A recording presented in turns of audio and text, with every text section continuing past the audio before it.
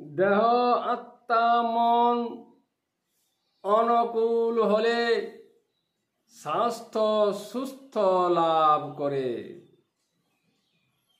স্বাস্থ্যে আত্মার সূক্ষ্ম স্পর্শ স্বাস্থ্য সমৃদ্ধ করে। মন যদি আপনজনে প্রতিকূল বহে, স্বাস্থ্যের অবনতি নিশ্চয়ই ঘটে।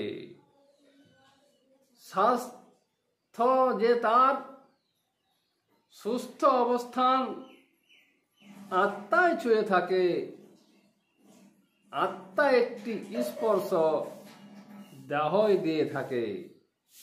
আপনজনে বিরোধ ভাবা আত্মার সূক্ষ্ম স্পর্শ বিঘ্ন ঘটে থাকে।